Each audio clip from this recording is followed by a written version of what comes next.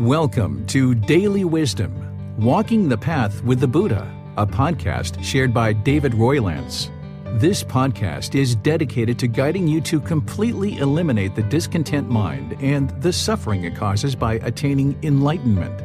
Learn and practice the teachings of Gotama Buddha that will guide you to fully attain a peaceful, calm, serene, and content mind with joy. To support this podcast, visit patreon.com/support Buddha or visit buddhadailywisdom.com, where you will discover a full range of courses, retreats, and online learning resources to assist you on the path to enlightenment. Now, here's our teacher to share more.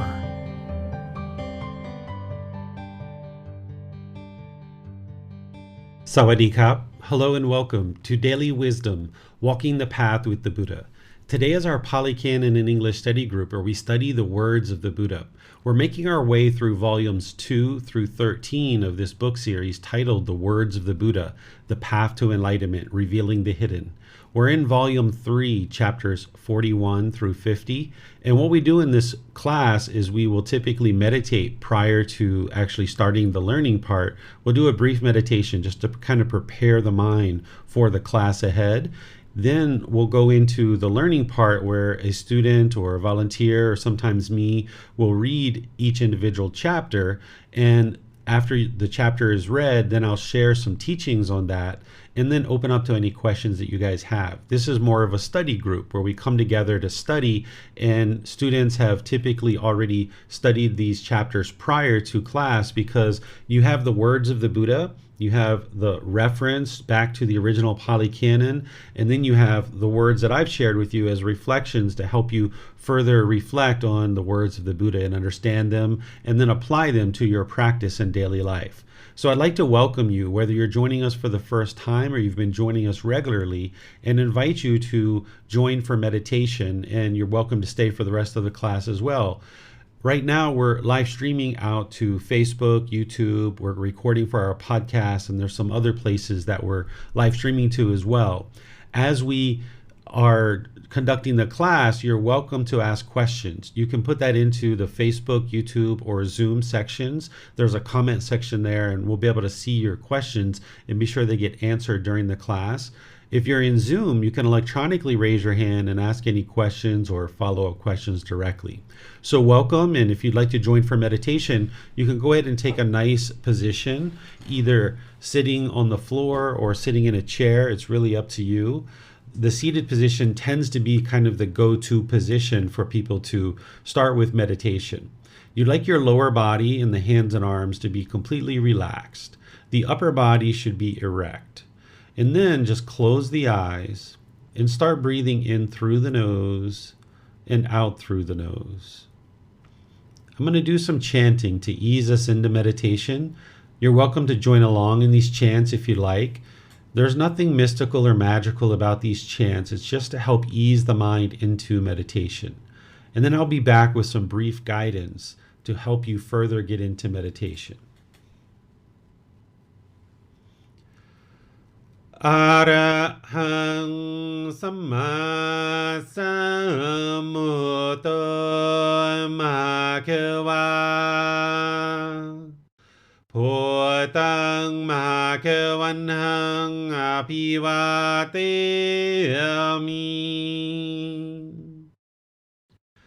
Savakato Bhagavata Tammo Dhammang Namasami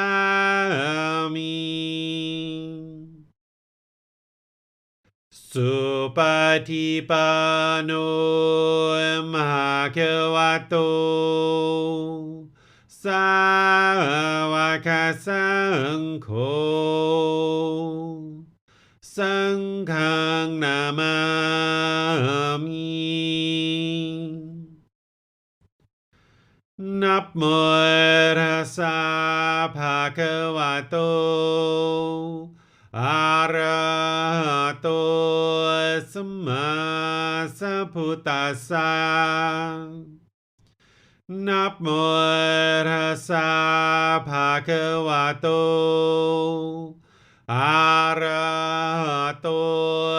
สัมมาสัมพุทธัสสะนะโมตัสสะภะคะวะโตอะระหะโตสัมมาสัมพุทธัสสะอิติปิโสภะคะวะ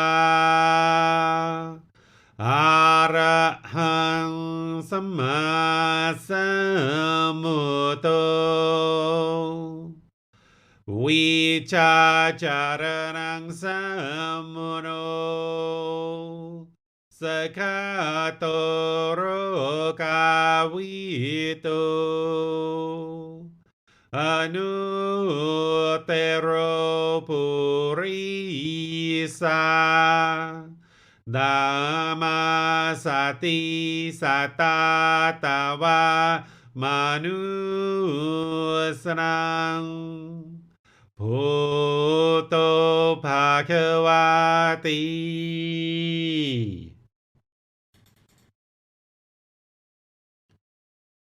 Okay, you'd like to just take some nice breaths in through the nose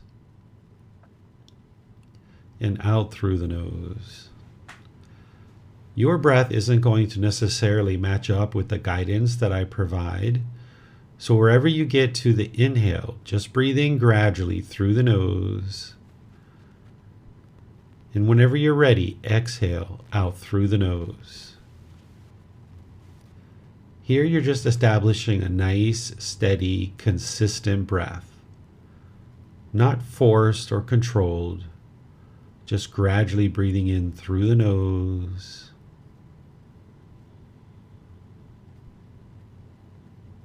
And exhaling out through the nose. Breathing in and out. Once the breath is established, start fixating the mind on the breath, either the sound of the breath or the sensation of air moving into the nose. The breath is the present moment. Fixate the mind on the breath, the present moment. Then, whenever you notice that the mind is off the breath, cut that off, let it go, and come back to the breath, the present moment. No need to label the thought, observe it, or analyze it. Just cut it off, let it go, and come back to the breath, the present moment. Breathing in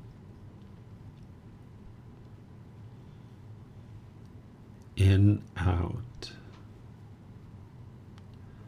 I'm going to be quiet now and let you do this work of focusing on the breath. Breathing in and out.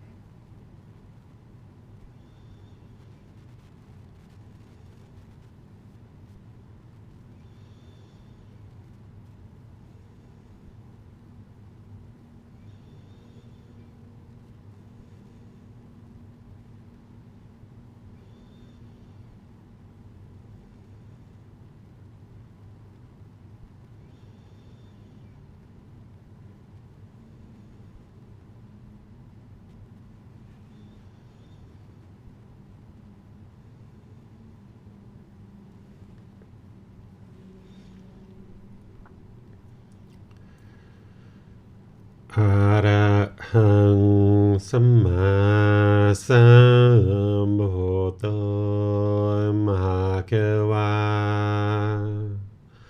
พุทธังมหาเกวันหังอภิวาเทมิสวากขาโตมหาเกวตาธัมโม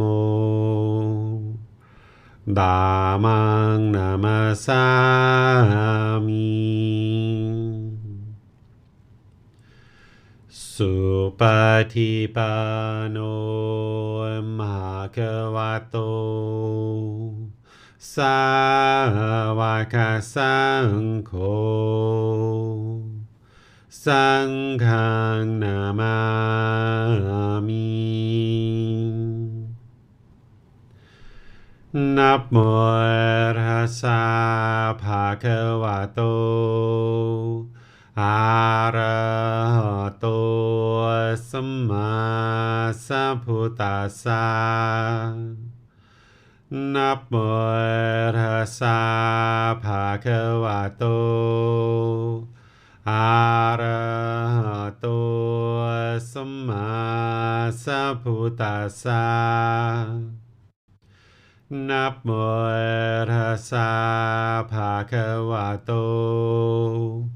อะระหะโตสัมมาสัมพุทธัสสะอิติปิโสมหาเกวาอะระหังสัมมาสัมพุทโธวิชาจารณังสัมมุโนสักขาโตโรกาวิโต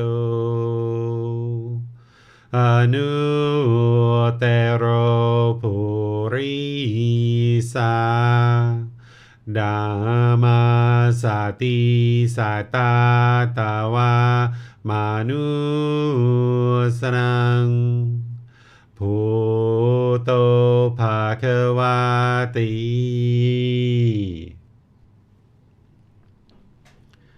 Okay, if you guys would like to make your way out of meditation, we're going to go ahead and transition over to our class of the Pali Canon and English Study Group. This is where we study the words of the Buddha in this book series titled The Words of the Buddha. And we're in volume 3, moving through 10 chapters a week. We're at chapter 41 now, and we're moving towards chapter 50 throughout this class. So the way that we normally do the class is a student will volunteer to read a chapter, and then as you volunteer to read the chapter, after you read the chapter, I will open up to teaching and just kind of sharing some teachings with you guys, and then open up to any questions that you guys might have related to the teachings that I shared. So if there's someone in Zoom who would like to read this first chapter, you can just electronically raise your hand, and then I'll be able to call on you to be able to read this chapter. Okay, it doesn't look like anyone's raising their hand, so I'll go ahead and read the first chapter. Oh, there we go. Donnie's raising his hand. So yeah, Donnie, if you'd like to go ahead and read this first chapter, that'd be great. Chapter 41. A snake has passed through feces. And what kind of person, monks, is to be considered unwholesome, not to be associated with, followed, and served? Here, some person is immoral, of unwholesome character, impure, of suspect behavior, secretive in his action, not an aesthetic, through claiming to be one, not a celebrate, though claiming to be one, inwardly rotten, corrupt, wicked. Such a person is considered unwholesome, not to be associated with, followed, and served. For what reason? Even though one does not follow the example of such person, an unwholesome report still circulates about oneself. He has unwholesome friends, unwholesome companions, unwholesome comrades. Just as a snake that has passed through feces, though it does not bite one, would smear one, so too, through one that does not follow the example of such a person. An unwholesome report still circulates about oneself. He has unwholesome friends, unwholesome companions, unwholesome comrades. Therefore, such a person is to be looked upon with object, not to be associated with, followed, and served. All right. Thank you, Donnie. So remember, the Buddhist teachings is all about sharing with you the natural laws of existence, and namely the natural law of karma, of cause and effect, or action and result. He's exposing you to what you're going to experience in this world in terms of this cause and effect, or action and result. In each one of his teachings, he's guiding you in order to help you see the wisdom behind being able to make wise decisions that would lead to wholesome results. Because when we are unknowing of true reality of this natural law of karma, we will make unwise decisions that lead to certain unwholesome results. So you're gradually learning, slowly but surely, about this natural law of karma. And a student would have already had a foundation of the teachings to be able to understand through our group learning program and some of our other classes, courses, and retreats. And now in the Pali Canon and English study group, you're learning some of the detailed teachings related to the words of the Buddha. And here he's talking about this snake who passes through feces. And he's using this analogy to help you understand about selecting certain individuals who you might choose to spend time with and associate with and be friends or associated with, or maybe even if you're going to take a job and have a certain boss or coworkers, or live in a certain neighborhood or associate with certain people. You should never put yourself in a situation where you're judging others, where you're looking down on them, or you're looking up to people. You just look at all people as equal. That's the best way to train your mind, to look at all beings as equal. However, there's certain decision making that you would like to make. So judgment would be looking down on people or looking up to people, thinking you're above them or thinking you're below them. But there's a certain amount of discernment. That discernment is wise decision making. That when you learn the wisdom of the Buddha and this natural law of karma, you're going to start learning in certain situations for yourself in your own practice about things like killing and stealing, sexual misconduct, lying, substances that cause heedlessness, and various aspects of this natural law of karma. And you would like to improve your decision making so that you experience improved results in life. And part of that is associating with wholesome friends or companions or comrades, certain associates. And here the Buddha is explaining to you that if you associate with people who are into unwholesome things, that it's going to cause difficulties in your life. So here he's mainly talking in this particular teaching, and a lot of his teachings, he's talking to ordained practitioners, but there's household practitioners that he's teaching to. He just tends to kind of address the monks because those were the ones who were learning with him most closely. He's saying, what kind of person, monks, is considered unwholesome, not to be associated with, followed, or served? Some person is immoral. This means the moral conduct section of that eightfold path that you learn about right speech, right action, and right livelihood. There he's exposing to you the natural law of karma, and you're improving your moral conduct to be practicing those teachings. So if you involve people in your life that are doing detrimental things in the world, that are immoral, your association with them is going to cause difficulties.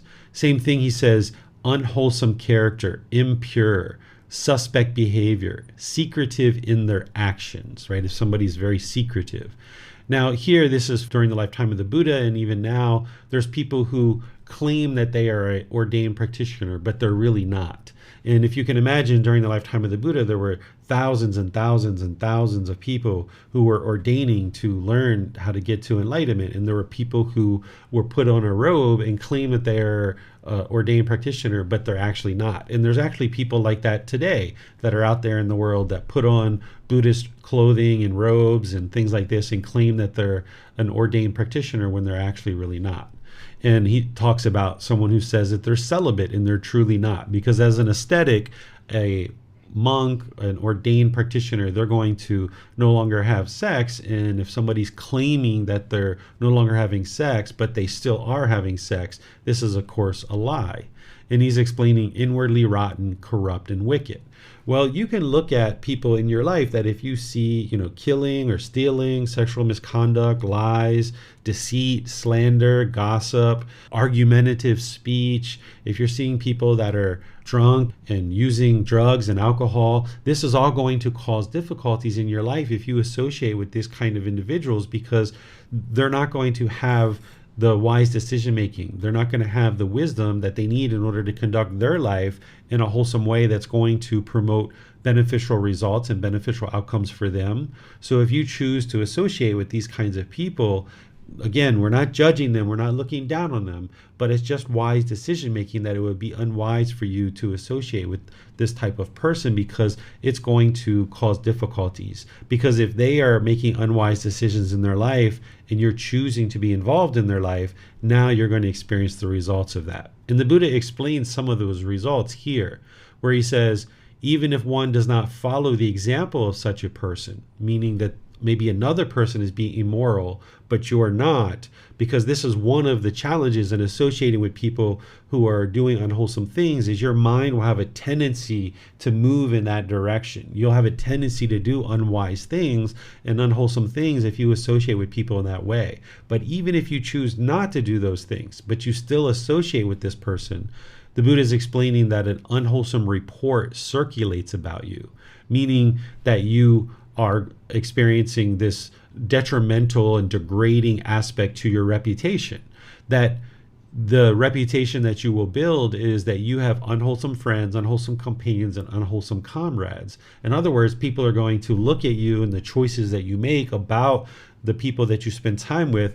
Even though you're not judging others, other people are going to judge you, and they're going to look down on you for having unwholesome friends or companions or comrades. And this is going to affect your personal and professional life, that you're going to have challenges to conduct yourself in personal relationships and professional relationships where you're experiencing beneficial outcomes and wholesome outcomes.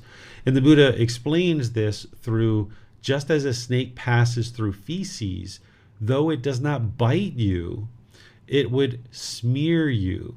And this is what the Buddha is describing about this snake, that even though you might not get bitten by this snake that you might choose to spend time with, it can smear you with this feces because it's moved through this feces. And it would be unwise to associate with somebody who's doing these unwholesome things, because it's like they're smeared based on the decisions that they're making. Again, not judging, just looking at wise decisions. Like, for example, if you had a friend who was selling cocaine and crystal meth and all this stuff, and even though you don't sell drugs, even though you might not even use drugs, if you associate with this person, say you guys are driving down the street and a police officer pulls you over, and when you're not looking, your friend tosses the drugs underneath of your seat in the car. Well, if the police officer searches the car, you're going to jail. You're going to get a lot of trouble for having these drugs, even though you have nothing to do with those drugs whatsoever. This is how a person can smear you, even though they haven't bitten you necessarily. So it's wise to cultivate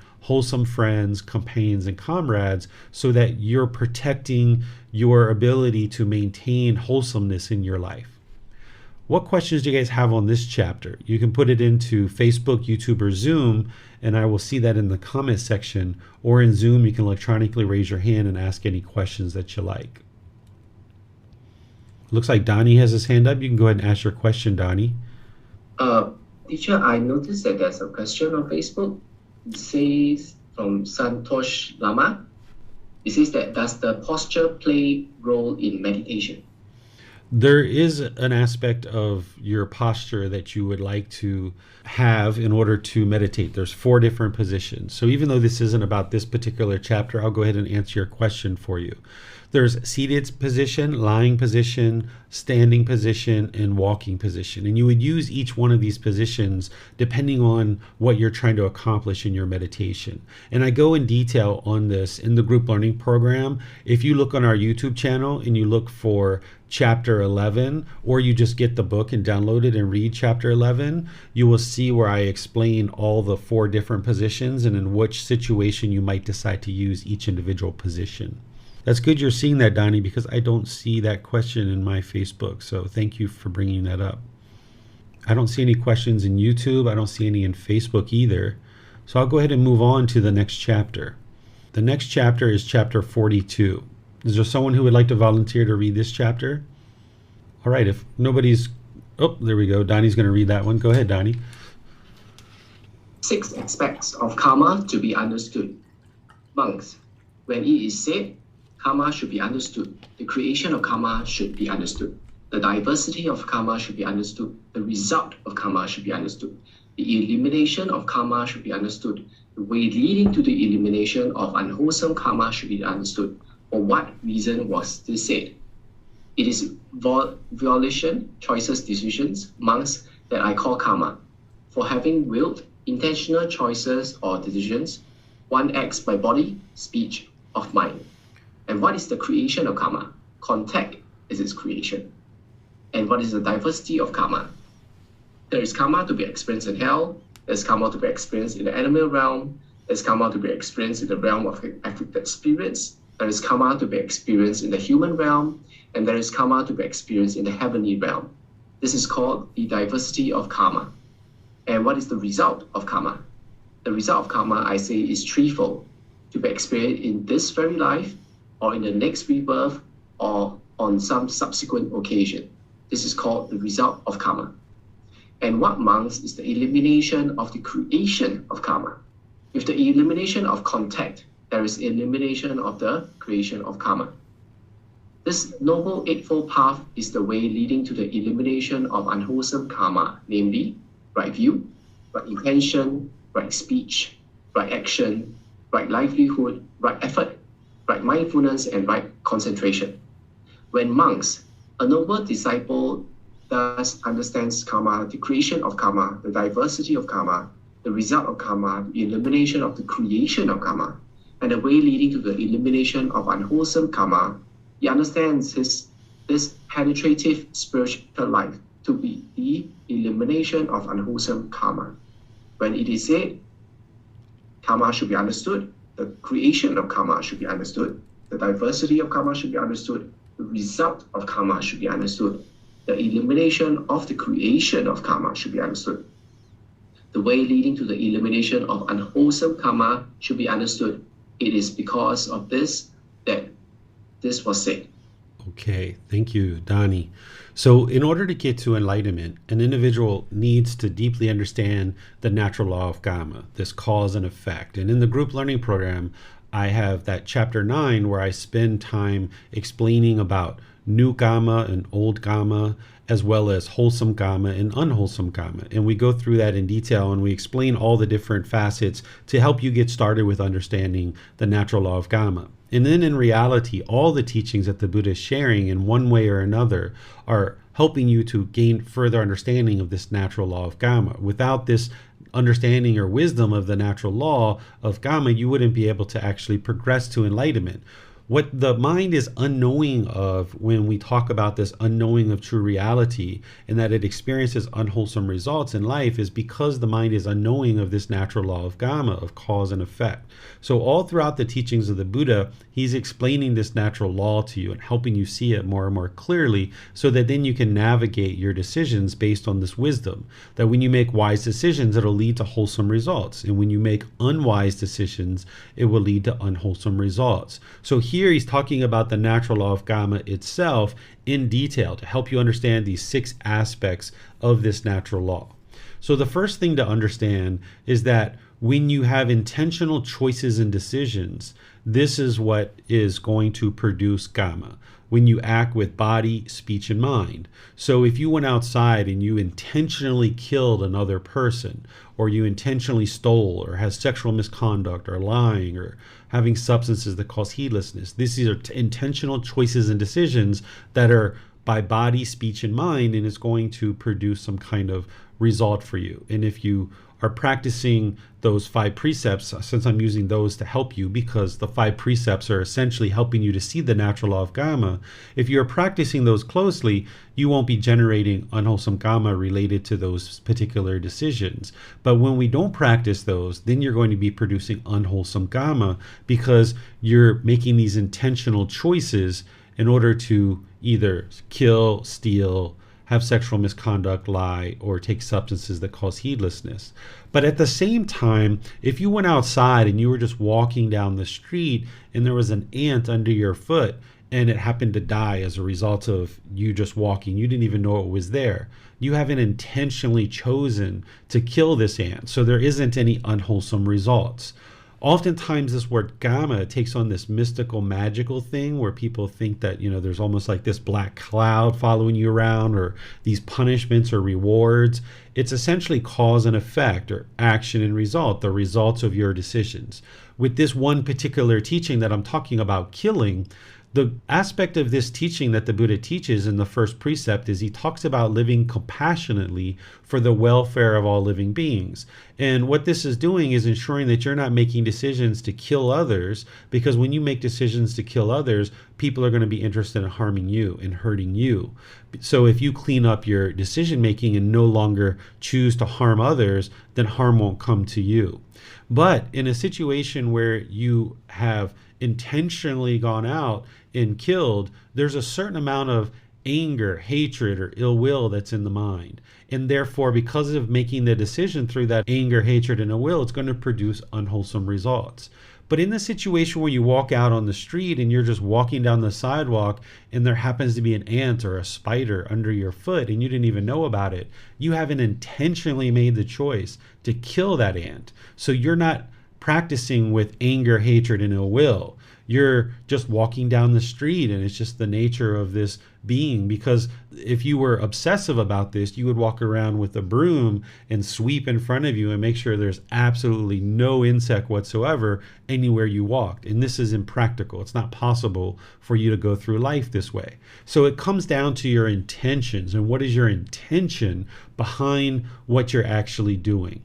So here, this is something to understand as it relates to Gama, that there has to be intention behind your choice and decision in order for you to produce some type of Gama, because you would be functioning through perhaps craving, anger, and ignorance, or you're functioning through generosity, loving kindness, and wisdom. These are called the 3 unwholesome roots, or the 3 wholesome roots. And what you would like to do is function more and more through those wholesome roots of generosity, loving kindness, and wisdom. Because when you're making decisions through craving, anger, and ignorance, you're going to be making unwise choices. These intentional choices through body, speech, and mind, coming through craving, anger, and ignorance, are always going to produce unwholesome results.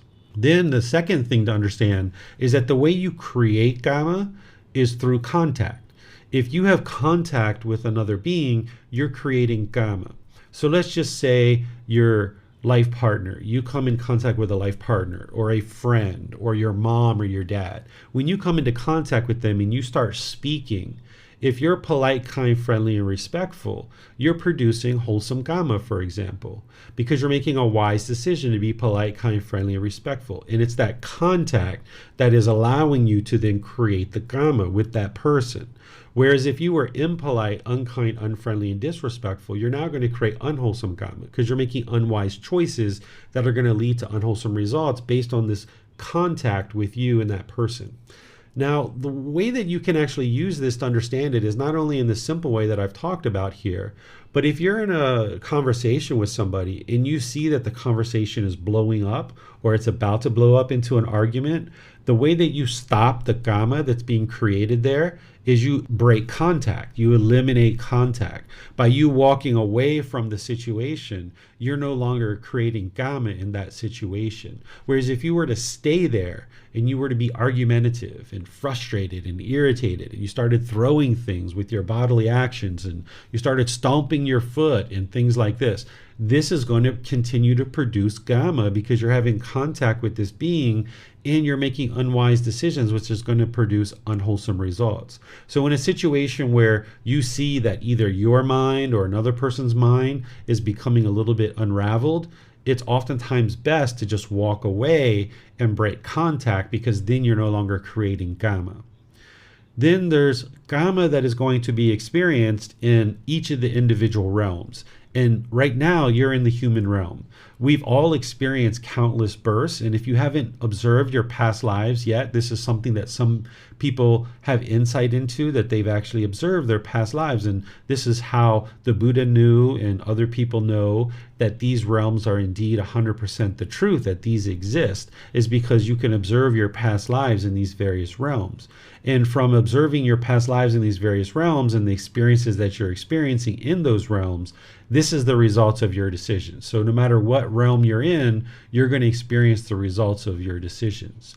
And the Buddha goes into the results of that are to be experienced in this life, the next life, or some subsequent occasion. Essentially, he's saying between these two statements that you can't run and hide from your karma.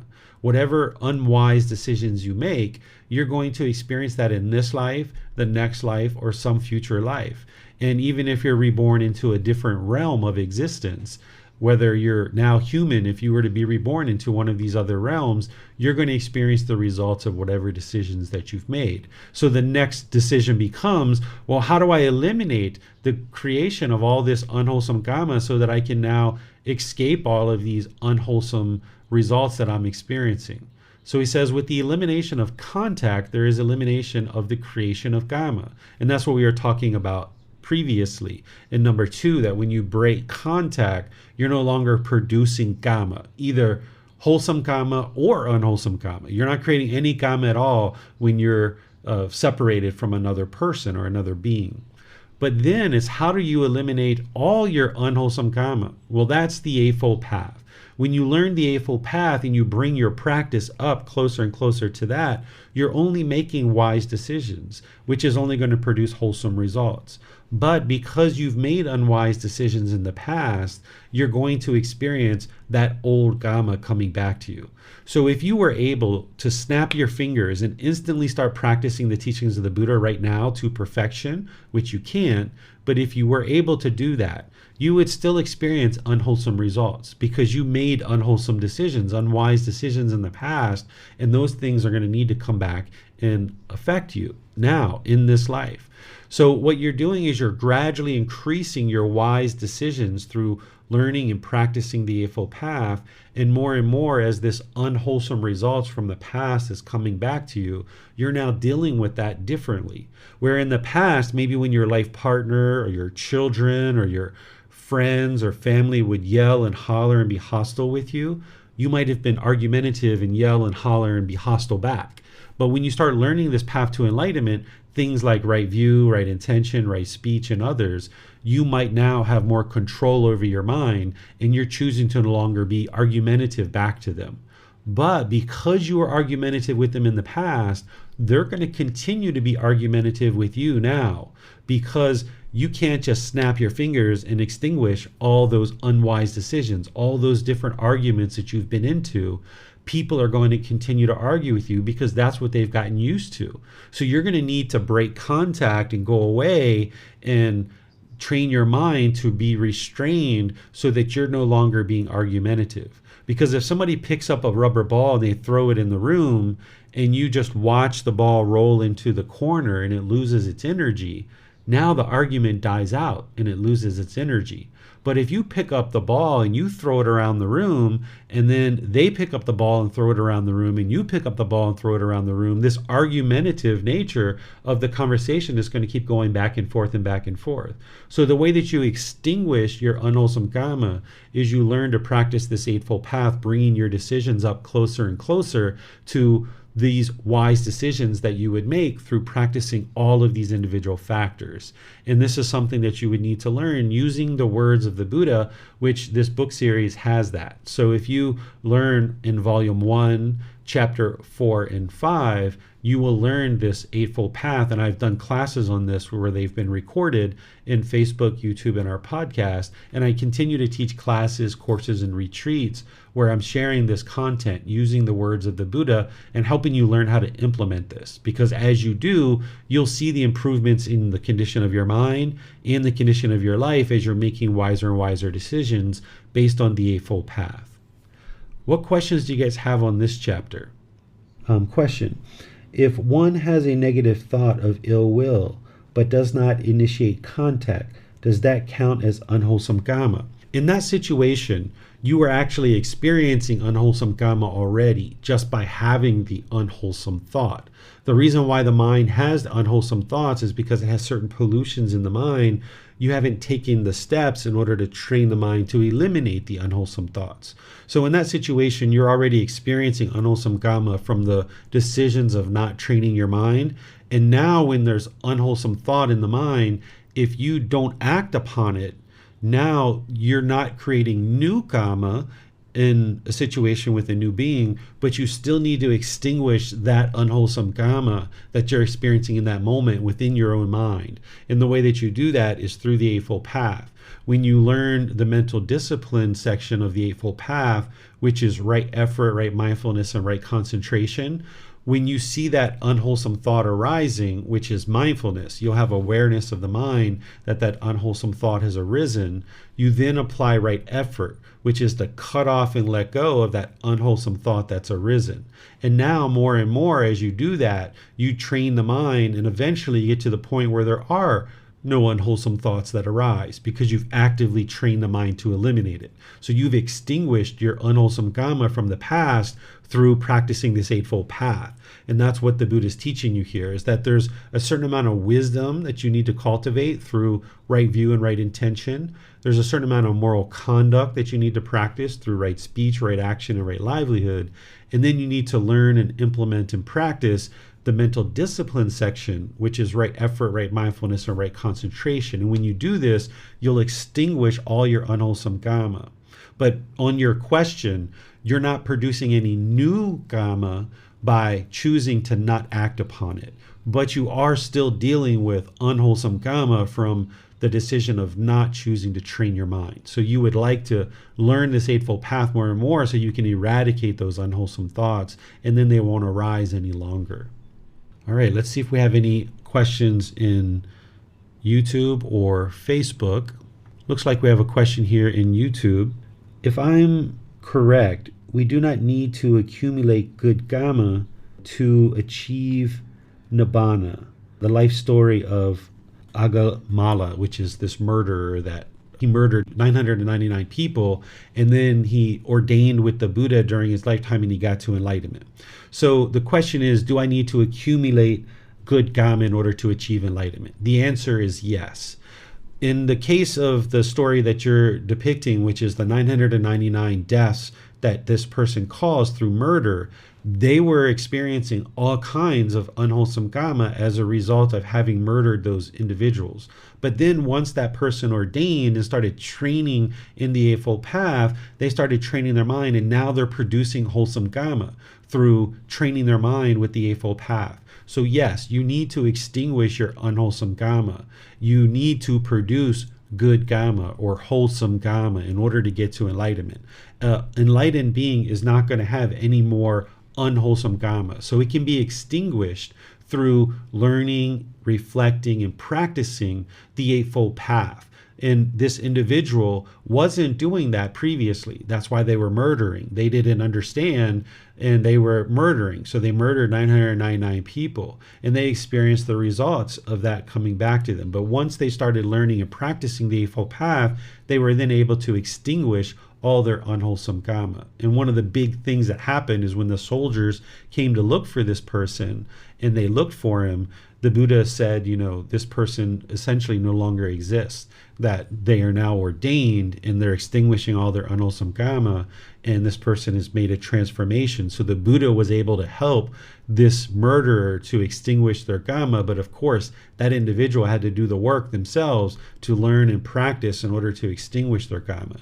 So it's not just the ordination that extinguished the karma. The ordination was just a lifestyle change going into this womb where he was studying very closely with the Buddha. So you would need to develop all wholesome karma through making wise decisions through the Eightfold Path, and that's how you get to enlightenment, is by only making wise decisions, experiencing wholesome results, extinguishing all your unwholesome results from your previous unwise decisions. Okay, so I'm not seeing any other questions on YouTube, and let me check Facebook. If anybody who's logged into Zoom, if you guys have anything from Facebook, if you could let me know, because it sounds like Donnie saw a question there that I didn't see earlier. It's not showing up for me. So I don't see any questions in Facebook. I don't see any more in YouTube either. And it looks like we've handled all the Zoom questions. So let's move on to the next chapter, which is chapter 43. Is there someone who would like to read this chapter? Okay, looks like Max has his hand up. Go ahead, Max. Thank you, sir. Sorry. No worries. This body is old karma. Monks, this body is not yours, nor does it belong to others.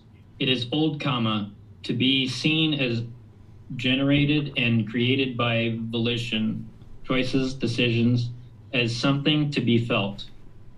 Therein, monks, the instructed noble disciple attends carefully and closely to dependent origination itself thus. When this exists, that comes to be. When the arising of this, that arises. When this does not exist, that does not come to be. With elimination of this, that is eliminated. That is, with ignorance as condition, volitional formations come to be. With volitional formations as conditions, consciousness. With consciousness as condition, name and form. With name and form as condition, the 6 sense bases. With the 6 sense bases as condition, contact. With contact as condition, feeling. With feeling as condition, craving. With craving as condition, clinging. With clinging as condition, existence. With existence as condition, birth. With birth as condition, aging and death, sorrow, grief, pain, displeasure, and despair come to be.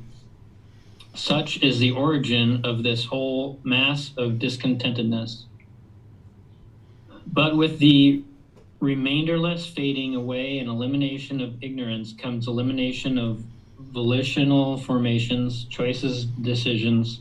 With the elimination of volitional formations, elimination of consciousness, all aspects of dependent origination. With the elimination of birth, aging, and death, sorrow, grief, pain, displeasure, and despair is eliminated. Such is the elimination of this whole mass of discontentedness. All right, thank you, Max. So this is a little bit of an introduction to dependent origination. This is the highest, most ultimate truth of the Buddha's teachings. And here it's being connected to Gama and helping you to understand this old Gama a bit. So in the Four Noble Truths, the Buddha is giving you a very short snapshot, a little glimpse into the cause of discontent feelings, which is craving, desire, attachment, that mental longing for something with a strong eagerness. Then he pulls back the layers a bit more, because once you learn the Four Noble Truths, which is the problem, the cause of the problem, the elimination, and the way forward to completely eliminate the problem, he pulls back the covers a bit more and you learn about the 3 unwholesome roots, or the 3 fires, also referred to as the 3 poisons, where you understand it's not just craving, there's actually craving, anger, and ignorance, or this unknowing of true reality in the mind.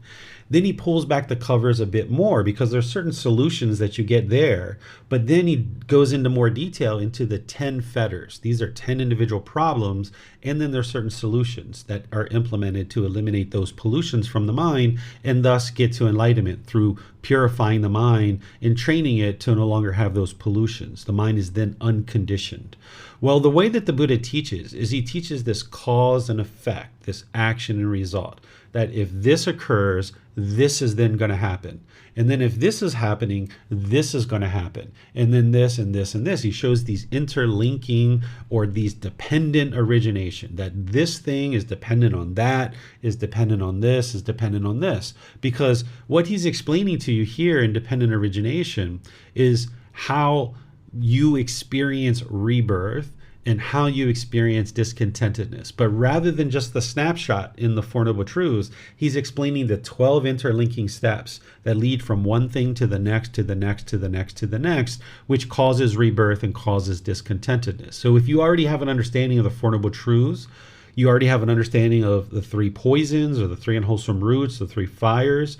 If you're starting to understand perhaps the 10 fetters, which I've taught all of these things in other classes, then the next thing would be to learn this highest, most ultimate truth, which is dependent origination. And I go into detail of what this is in Volume 5, Chapter 14, but let's just kind of look at it a little bit here to help you understand. What the Buddha is essentially putting together for you is he's showing you that this ignorance or this unknowing of true reality, that the mind just lacks the wisdom. It doesn't understand things like craving. It doesn't understand in the unenlightened state that craving is what's causing your discontentedness. Because in the unenlightened state, we think that other people are causing us to be angry, or we think that other people are causing us to be frustrated or irritated or feel guilty or shameful or fearful, we tend to blame other people, or we blame the situation. It's not until we gain wisdom through learning, reflecting to independently verify and practice that we see the truth. Oh my goodness, all the discontent feelings that I'm experiencing in the unenlightened state are being caused by craving, desire, attachment. My own mind is causing these things. So gradually, slowly but surely, what you're doing is you're arising this wisdom in the mind, which antidotes this ignorance. Because when there's ignorance in the mind, then it's going to lead to choices and decisions that are unwise. That's what a volitional formation is. It's a choice or decision. So as long as you have this ignorance or unknowing of true reality, this misunderstanding, this confusion, it's going to lead to unwise decisions. And those unwise decisions are essentially going to lead to a consciousness. So he's starting to explain to you how you come into the world, how you experience rebirth. It's because of this ignorance that we've made unwise decisions, and now those unwise decisions leads to a new consciousness. And now that consciousness then finds what's called a name and form. What this essentially is it's the physical body. There's multiple aspects to this, which we'll talk about when we get to volume 5, chapter 14. I'll break it down in detail for you to explain what name and form is. But just for now, think about it as the physical body. That what the Buddha is describing here is that with ignorance, there's unwise decisions that are made, volitional formations. Those unwise decisions lead to a consciousness. And now with the creation of that consciousness, it's going to find a physical body to exist in. And now when it finds that physical body, there's going to be these 6 sense bases: the eyes, ears, nose, tongue, the body itself, and then the mind. This is how the mind takes in content through the 6 sense bases. And if there's agreeable contact, right, because the next thing is now with these 6 sense bases, there's going to be contact through these 6 sense bases. If there's agreeable contact, or there's disagreeable contact, there's going to be some feeling that is created. This is where there's going to be pleasant feelings, painful feelings, and feelings that are neither painful nor pleasant. And that is going to be based on craving. That when there's mental longing and strong eagerness for something to occur, when you have agreeable contact, you're going to experience pleasant feelings. And when you have disagreeable contact, you're going to experience painful feelings. And now with the mind having experienced these pleasant feelings and what that feels like, the happiness, excitement, elation, thrill, euphoria, the mind longs and yearns to have those pleasant feelings again. So the mind starts clinging. You cling to your boyfriend, you cling to your girlfriend, you cling to your car, you cling to some favorite food, you cling to your favorite shoes, you cling to any number of things in your life. You're holding on, wanting these things to be permanent. And now when you're holding on to these things, now the mind experiences continued existence, where you're coming back into the world multiple times over and over and over and over and over again. And this is going to produce this birth. And when there's birth, there's going to be aging, sickness, and death. Because of birth, there is aging, sickness, and death. You can't escape that as long as there's birth. When there's birth, there's going to be this impermanence that you'll experience aging, sickness, and death. And then there's going to be sorrow, grief, pain, displeasure, and despair. Because of this whole process, the mind is now experiencing discontentedness, and it all comes back to this ignorance. If it wasn't for this ignorance, this unknowing of true reality, you could purify the mind, you could train the mind, you could gain the wisdom to purify your mind, get to enlightenment.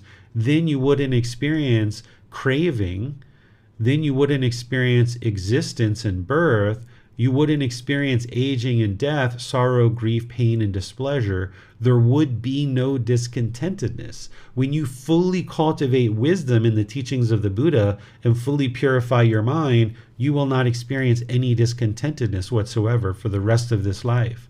Then you won't experience rebirth because you've eliminated all the conditions that are creating rebirth, so that you've essentially unraveled all of this. With the condition of ignorance no longer existing, because ignorance does not exist, the volitional formations that are unwise will not exist, and consciousness will not exist. There will be no name and form. There will be no more sixth sense bases. There will be no more contact. There will be no more feeling, craving, clinging, existence, birth.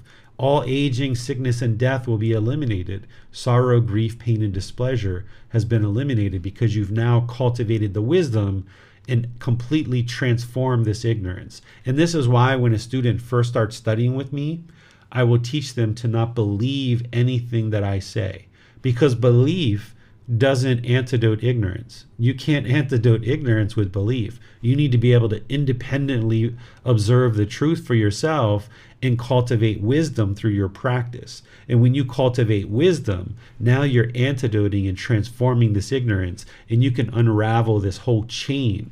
That's what the Buddha is explaining up here. That when this exists, that comes to be. With the arising of this, that arises. So with the existence of ignorance, there's going to be volitional formations that are unwise. With the unwise decisions, it's going to produce a new consciousness, and so forth and so on.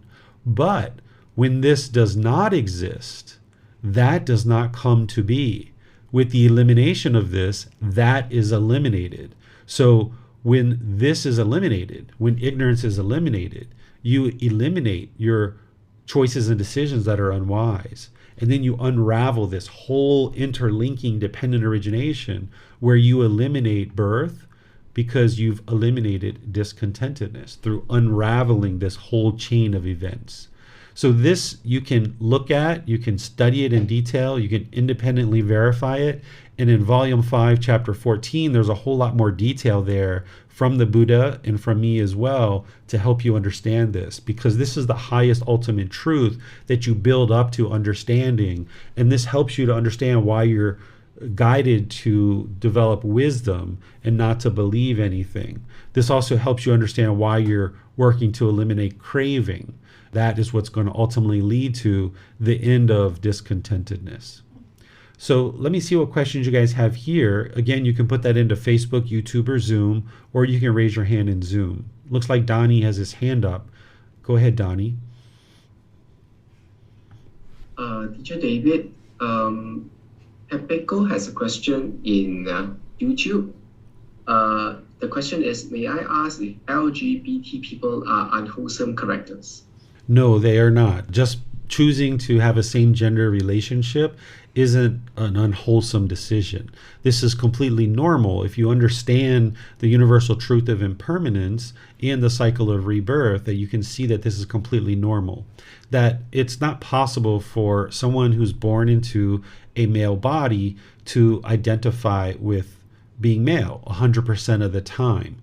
Because if everybody who is born with male sexual organs in their mind identify with being male, then that would be permanence. You know, this describes transgender individuals, people who prefer same gender relationships. It's not possible for every being who's born with male sexual organs to be interested in having sex with a female. And it's not possible for every being who's born with female sexual organs to be interested in having sex with a male. If that was true, then that would be permanence. But we understand the universal truth of impermanence. The challenge for some people who are hateful towards transgender or LGBTQ community is that their mind has anger, hatred, ill will. They are craving permanence. They're wanting every person who's born with male sexual organs to have sex with a female. And they want every female who's born with female sexual organs to have sex with a male. But that's because they're having craving, desire, attachment. The whole thing that the Buddha is explaining here. Essentially, those people who are angry, hateful, and vindictive, they're having ignorance. They don't understand what they don't understand. They don't understand the universal truth of impermanence. That it's not possible for every male and female to be interested in having sex with a member of the opposite gender. That if that was true, then we wouldn't understand the natural laws in the universal truth of impermanence. But since we understand the natural laws in the universal truth of impermanence, then we understand that it's completely normal for same-gender relationships and transgender individuals. This is all completely normal. Now, what you would like to look to is that, yes, it's not harmful to have sex with anybody that you choose to have sex with, but you would like to look at the third precept, because the Buddha there shares sexual misconduct, and he explains how we can harm through our sexual contact, where he talks about having sex with minors, he talks about having sex outside of relationships, having sex with people who are in other relationships, having multiple partners at the same time, having sex with people who are choosing to be celibate, and things like this. So just the choice to be in a same gender relationship or other aspects of LGBTQ community, there's no harm in that. But then you would like to be sure that you're in a loyal, loving, consenting relationship, and you're choosing to have sex with one person at a time. And then when that relationship is over, if you choose to move on to another partner, and just have one partner at a time. So there's nothing unwholesome about that type of lifestyle. You would need to be sure that you're looking at all the other teachings as well, just like any other person. Even a person who is having opposite gender relationships, they're going to need to look at that third precept too, and make sure that they're practicing in a way that's not causing harm through their sexual conduct. So, but just making the decision to be in a same gender relationship, it's completely normal. And if you understand the universal truth of impermanence, you can see that to be true. And if you understand the cycle of rebirth, that we've all been different beings in the past, and perhaps like right now, there's this body that is male and has male sexual organs, but I could have very easily been female in other past lives, whether they were in animal existences or human existences. So when a mind comes into this body, the mind and the body are two separate things. You can see that here. The Buddha is explaining it, that there's the consciousness and then there's the actual body, which is separate from the mind. The consciousness is the mind, name and form is the body. And when these two things come together in this existence, they're not necessarily going to match because of the universal truth of impermanence. So you can have a body with one sexual organ and the mind is identifying with something else. And this can be from that mind being multiple different genders in the past. Even though the body has male sexual organs, the mind might identify as being female. And this is what we would refer to as transgender. So this is all completely normal if you understand the teachings of the Buddha, which is the natural laws of existence that you can independently verify. Okay, do we have any other questions here? All right, I don't see any more in YouTube. Thank you, Donnie, for doing that. So let's move on to the next one, the next chapter, which is chapter 44, the 5 precepts. Is there someone who would like to read this? Okay, go ahead, Donnie. The 5 precepts. 1. Abandoning the taking of life, refrain from taking of life without stick or sword, diligent, compassionate, trembling for the welfare of all living beings. 2. Abandoning the taking of what is not given, living purely, accepting what is given, awaiting what is given, without stealing. 3. Abandoning unchastity, abandoning sexual relationships with women, men, who are protected by their mother, father, mother and father, brother, sister, or relatives, who are protected by their teachings, who have a husband, wife, or partner, whose violation entails a penalty, or even with one who has been garlanded by a man or woman as a sign of engagement. 4. Abandoning false speech, refraining from false speech, a true speaker, one to be relied on, trustworthy, dependable, not a deceiver of the world. 5. Refraining from strong drink and sloth-producing drugs, substances that cause heedlessness, the basis for heedlessness. All right, thank you, Donnie. So I just taught this this past Sunday, in our group learning program. I went through each one of these individually, and I related it to today and helped you see this gray area, because oftentimes these precepts are translated as no killing, no stealing, no sexual misconduct, no lying, and no intoxicants. But that's not what the Buddha said. You can see his own words here, which gives you much more illuminating language to help you understand that it's not black and white, it's not rules or commandments or anything like that, that there's a large gray area to understand and how to apply these teachings into your life. So in Volume 1, Chapter 7, I go in a lot of detail about these individual precepts and helping you to understand how to relate them to aspects of your life today. And I taught a class on that last Sunday that you could actually learn from that, where I went through in detail each individual precept. But if you guys have questions on any of these or how to apply them to specific situations, you're welcome to let me know in this class, and I will share the answer to your question. And then also, if you notice here, in addition to the reference, there's lots of descriptive text to help you understand this. And this is a description above and beyond what is in Volume 1, Chapter 7, because in there I addressed all the general aspects of these precepts, but here I also address things like insect infestations, which I don't have in Volume 1.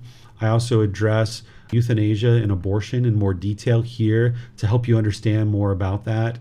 So there's additional content here that will further help you understand each one of these precepts in addition to what I've shared in Volume 1.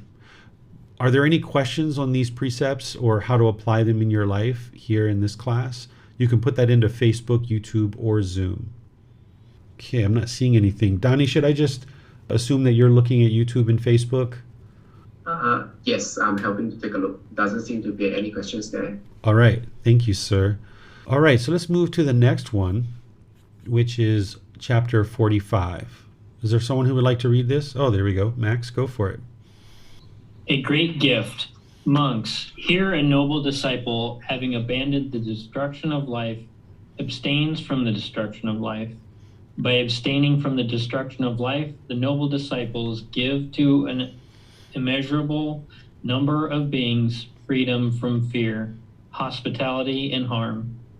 He himself, in turn, enjoys immeasurable freedom from fear, hostility, and harm. This is the first gift, a great gift, highest of long-standing, traditional, ancient, untainted, and never before tainted, which is not being tainted and will not be tainted, not refused by wise ascetics and Brahmins. This is the stream of merit, stream of the wholesome nutriment of peacefulness, heavenly ripening peacefulness, conducive to heaven, that leads to what is aspired for, needed, and agreeable to one's welfare and peacefulness. The other four precepts, which are abstaining from taking of what is not given, abstaining from sexual misconduct, abstaining from lying, and abstaining from consuming substances that cause heedlessness, are repeated with the Buddha's guidance. There are, monks, these 5 gifts, great gifts, highest of long-standing, traditional, ancient, untainted, and never before tainted, which is not being tainted and will not be tainted, not refused by wise ascetics and Brahmins. Okay, thank you, Max. So here the Buddha is essentially explaining how by you practicing the precepts, you're providing this benefit to others because you're not causing harm to others. Because if you were to kill, if you were to steal, if you were to have sexual misconduct, if you were to lie, and you were to take substances that cause heedlessness, this is going to cause harm to others, and therefore harm is going to come to you.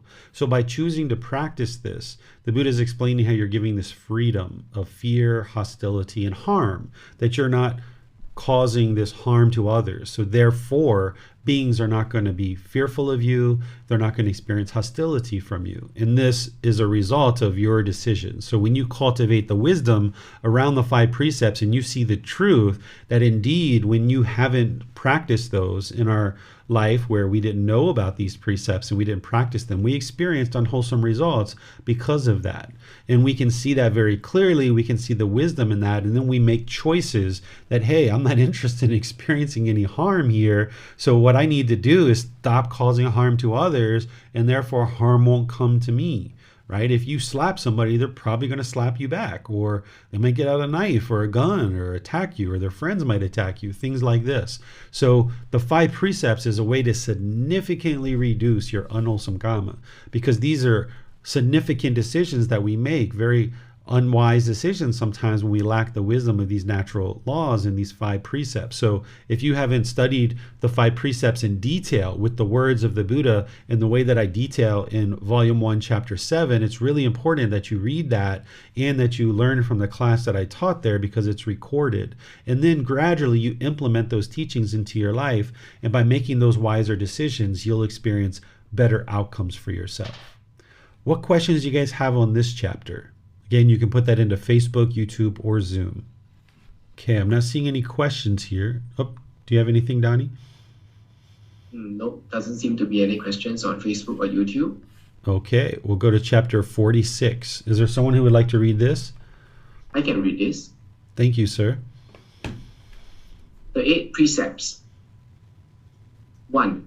I too shall abandon and abstain from the destruction of life, with the rod and weapon laid aside diligently and kindly. I too shall recite compassion towards all living beings. 2.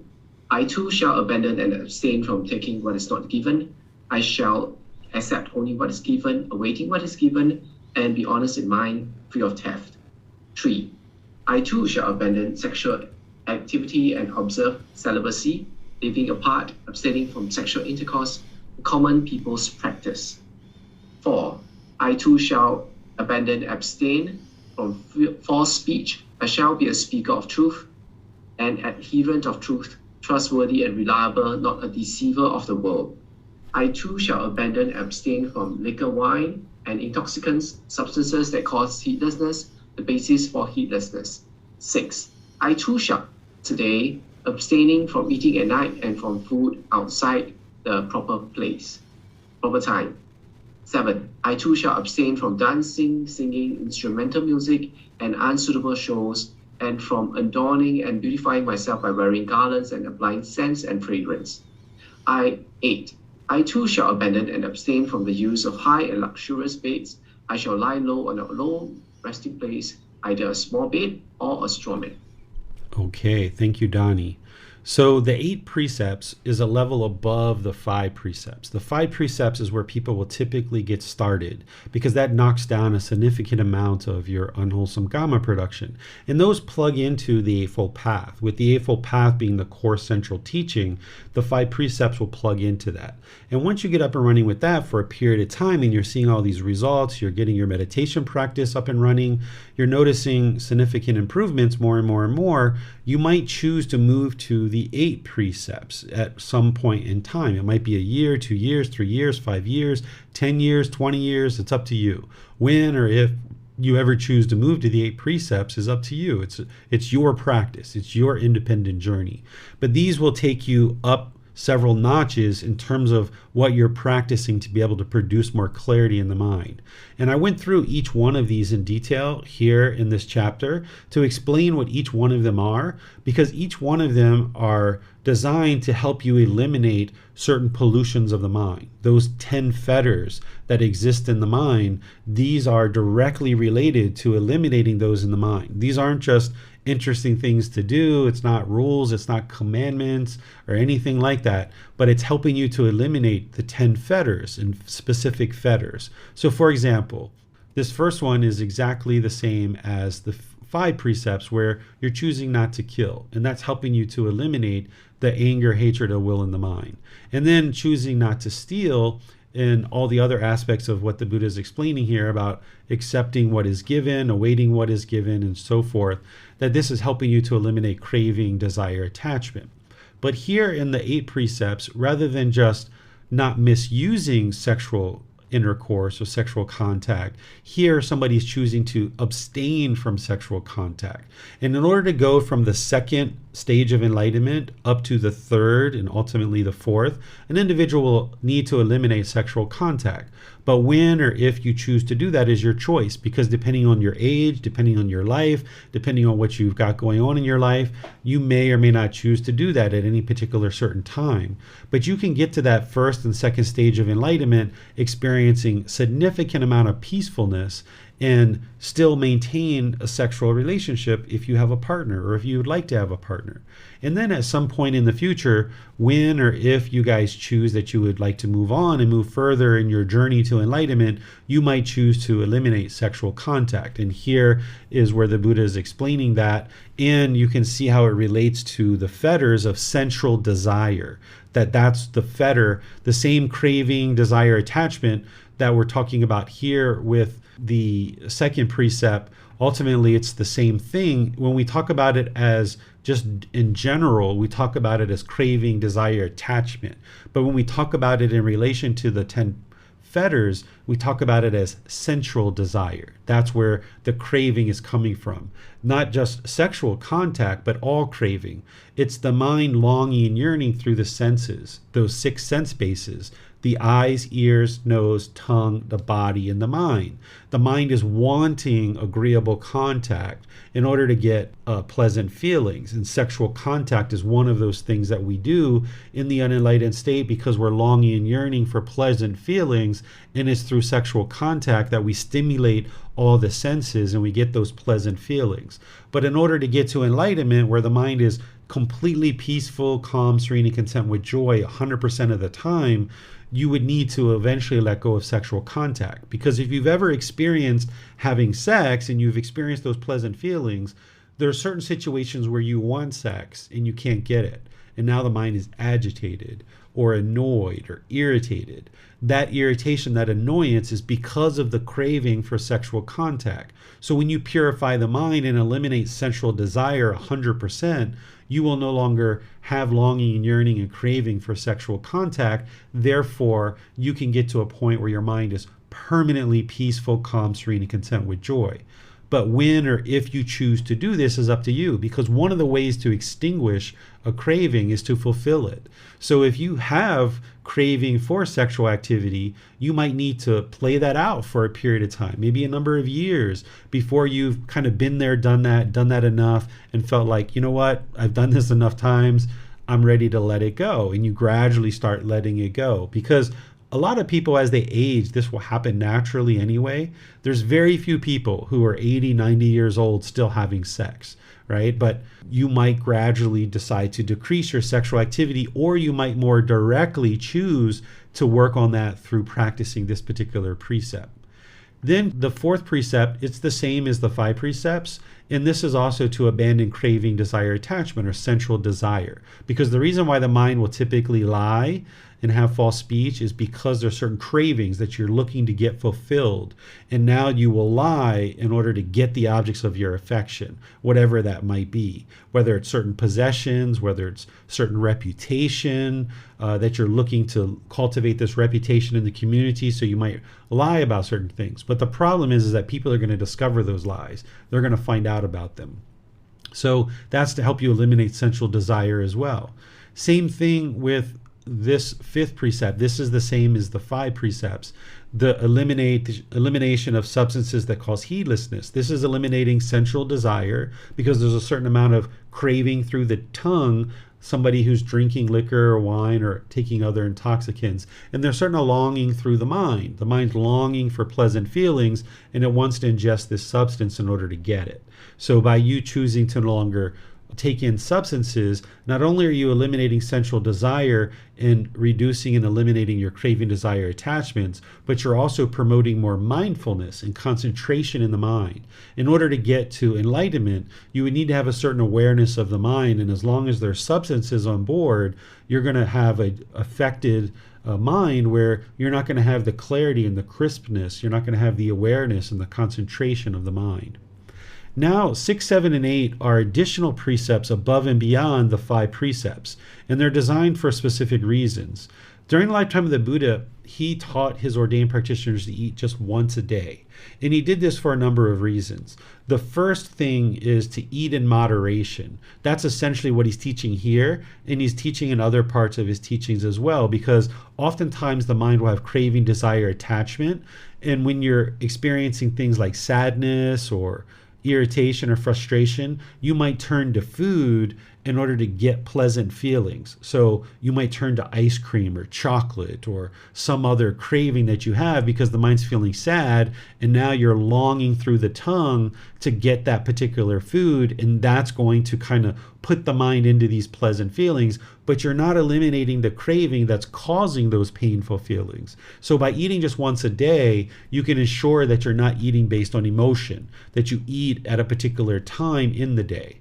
But this isn't required for everybody to eat just once a day. During the lifetime of the Buddha, he taught it for this reason in order to get to enlightenment, but he also taught it for other reasons as well. Because in order for the household practitioners to support the ordained practitioners, if they were eating 3 times a day, that'd be an enormous amount of work for the household practitioners. So rather than indulging in sensual pleasures and gorging yourself on food, or the other side of that would be starving yourself, the Buddha taught to eat just once a day to lessen the burden of the body and the people around you to be able to support you in having this food. But as a household practitioner, you're going to need to probably eat more than once a day. There's some people who talk about the caloric value of food during the lifetime of the Buddha was much higher than it is now. So they were able to sustain themselves on 1 meal a day. And also think about what an ordained practitioner is doing. You know, they're walking, they're meditating, you know, they're sitting around studying the teachings of the Buddha. They're not doing the laborious work of a household practitioner. So a household practitioner might eat 2, 3, 4 times a day. But each time you eat, however many times, even if you eat 6 or 8 times a day, just be sure you eat in moderation and that you're not eating based on emotion. That's what you would like to get to. Then this teaching on abstaining from dancing, singing, instrumental music, unsuitable shows. This is all helping you to eliminate sensual desire. Because once again, when the mind is feeling sad or lonely or bored, your mind might long and yearn to go dance, sing, listen to music, and go to certain shows. And by doing this, your mind is not solving the real problem, which is the craving, desire, attachment. As long as you're filling up your life with these other things to kind of cover up the boredom and loneliness, for example, then you're not addressing the root cause, which is the craving, desire, attachment. So in an ordained lifestyle, they're going to eliminate these things 100%. But as a household practitioner, you might choose to eliminate them for a period of time in your life to train the mind that you don't need dancing, singing, music, and shows in order to eliminate boredom, because it actually doesn't eliminate boredom. It just covers it up. It's just a matter of time before you get bored again. But if you train the mind to not have craving, desire, attachment, when that boredom arises, and you can train the mind to eliminate that craving, desire, attachment, now you can liberate the mind from that craving, and you'll no longer experience the boredom or loneliness. But as long as you keep filling it up with dancing, singing, music, and shows, you're not going to be able to eliminate the boredom. It's only a temporary solution. And then your mind's going to be right back into it again. So if you go maybe 6 months, a year, 2 years without this kind of stuff, and you've trained your mind to no longer need it, then as a household practitioner, you might try to decide to bring this back in at some point. And you might listen to a little bit of music here and there, or you might do a little bit of dancing or other things like this every once in a while. And that would be completely normal, but by that point, you've already eliminated the cravings that are producing the boredom and loneliness. You've already potentially eliminated sensual desire. But as an ordained practitioner, they would continue to practice this precept. And then this other part of this precept, adorning and beautifying myself by wearing garlands and applying scents and fragrance. This is helping you to eliminate personal existence view. If you're wearing jewelry or makeup or perfumes or colognes and you're looking to beautify the body, there's a certain amount of personal existence view there that the mind is attempting to look a certain way when you go out into the public. There's a certain self-image that the mind's clinging to, or a certain self-identity. And this is part of that first fetter of personal existence view. And as long as your mind keeps clinging to this personal existence view, you're not going to be able to get to liberation. That if somebody says, "Oh, I think you're so beautiful, you're so handsome," you might get pleasant feelings. But then when you hear disagreeable things about your self-image or your self-identity, you'll feel painful feelings. So by you going out into the world without adorning and beautifying the body, and you can reside peaceful and joyful regardless, then you're training your mind to be able to exist without these things. And once again, an ordained practitioner will eliminate these 100%, but a household practitioner might decide to go for a period of time, maybe 6 months, a year, 2 years, without doing these things, training your mind to eliminate personal existence view. And then once you're confident that it's been eliminated, you might choose to bring these things back in for any number of reasons. Like if you went to a job interview and you wore a little bit of makeup or a little bit of jewelry or a little bit of nice clothing and had certain sense, maybe this would help you to get that job. But you're just doing it because you would like to kind of allow other people to understand that you're taking care of this physical body. Whereas if you walked in with your hair all scraggly and, maybe smelling a certain way, maybe it would be hard for you to get the job because maybe other people are judging you based on your appearance. Even though your mind isn't doing that, other people's mind might be doing that. So sometimes it might be wise for you to do these type of things, but you would like to get to a period of time where you can go out into the world without this and your mind can be peaceful and joyful regardless. Then this last one where the Buddha is talking about sleeping on high or luxurious beds. He talks about sleeping on the floor essentially. What this one is doing is helping you to eliminate conceit. One of those fetters, the 8th fetter, is arrogance or pride, measuring and comparing, judging people, putting yourself above or below people. That oftentimes if you sleep on a high luxurious bed, the mind will take on this conceit or this ego, this arrogance. And by you putting your sleeping location on the floor, you're training your mind to go down into the bed and get up out of the bed, and gradually over time it will help to wear away any kind of conceit. Here in Thailand, it's actually very challenging if you were to try to find a bed that's really high. Almost all the beds that you go to stores, they're all very low because people understand this precept. So you would like to have your bed at your knee or lower. For me, I just put a mattress on the floor and I just sleep on the floor. I don't have a box spring. I don't have a frame. I don't have anything. It's just one mattress on the floor. And when you go down into bed and you get up out of bed, this is helping to wear away the conceits or the arrogance. So let me see what questions you guys have on this. It looks like Donnie has his hand up. If you'd like to go ahead, Donnie. The Bhikkhu is asking on YouTube, why is gambling not part of the 8 precepts? Gambling is part of the teachings of the Buddha and other parts of his teachings. He didn't make it part of the precepts, but it's other parts of his teachings. Why he chose to put it in one place versus another, only the Buddha knows that answer. But here, these are the significant things to work on. Gambling is something that an enlightened being would also need to eliminate. So it is part of the teachings. It's just not showing up here as part of the 8 precepts. Okay, looks like we have a question here in Zoom as well. I guess I'll go ahead and read this one. Question is doing healthy activities that are stressing the body beyond normal chores, exercising, not necessarily related to entertainment, okay, according to the Dhamma? I'm under the impression the monks don't do this. So what a ordained practitioner does in their lifestyle versus what a household practitioner does in their lifestyle is going to be different. And there's different reasons why that is. And it doesn't mean that you need to completely mimic what someone's doing in an ordained lifestyle in order to get enlightened in a household lifestyle. One of the reasons that ordained practitioners don't exercise typically, although they're starting to change that, is that if they were to exercise, it burns a whole lot of calories. And now the household practitioners are going to need to provide extra food in order to support that exercise. So they're choosing out of compassion and loving kindness for the household practitioners not to exercise in order to not put an extra burden on them to have them provide certain foods. But now, here in Thailand at least, the community is starting to realize that the ordained practitioners are fairly unhealthy and they're eating all these different foods that's given to them, and the food may or may not be healthy, and they're living a pretty sedentary lifestyle, that they're actually starting to put exercise equipment in some of the temples and allowing them to go ahead and exercise because it's really wise to keep the body healthy.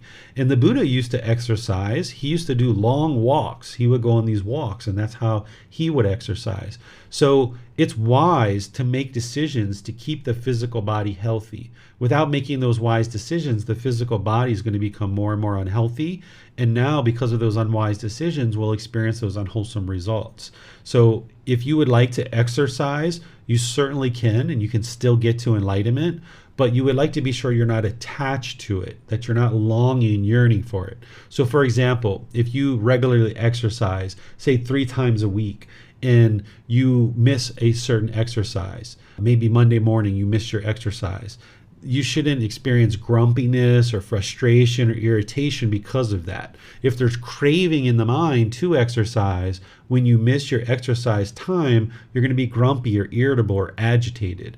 But if you don't have craving, then you can maintain your peacefulness and your joy. And maybe you realize, okay, I didn't exercise in the morning, I'm going to try to exercise tonight, or maybe Tuesday instead. So if you were to long and yearn, if you were to like to exercise 6, 8, 10, 20 times a week, and you were doing that obsessively with craving, desire, attachment, this isn't going to be wise. But if you never exercise and never did anything for the physical body, this wouldn't be wise either. So the Buddha teaches this middle way. So if you'd like to exercise, go for it, but just be sure that you're not craving and desiring. Therefore, you're going to be irritated and grumpy when you're not exercising. And then also be sure that you don't allow conceit to come into the mind and look down on people who are choosing not to exercise, because sometimes the mind can become conceitful or boastful or arrogant when somebody is choosing to exercise, and they might look at themselves as being above others. There's almost, in some places, a certain competition in a gym and kind of looking down on others or things like this, and you're not interested in either of those things occurring. So if you can exercise and train your mind to not have craving and to not have conceit, you're just making these wise decisions to exercise the body and gain health. That would be very wise, and that would be the middle way. Okay, so it doesn't look like we have any other questions here. So we'll move on to the next one. You can see here I described the 8 precepts in quite a bit of detail to help you here. So that's something that you can read. Now we go to chapter 47. Looks like Max has his hand up. If you'd like to go ahead, Max. Yes, sir. 10 corpses of unwholesome karma. Impurity of body, kunda, is threefold. Impurity by speech is fourfold. Impurity by mind is threefold. And how kunda is impurity by body threefold.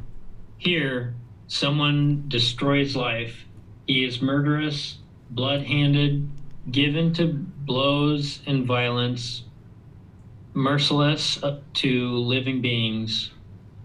He takes what is not given. He steals the wealth and property of others in the village or forest.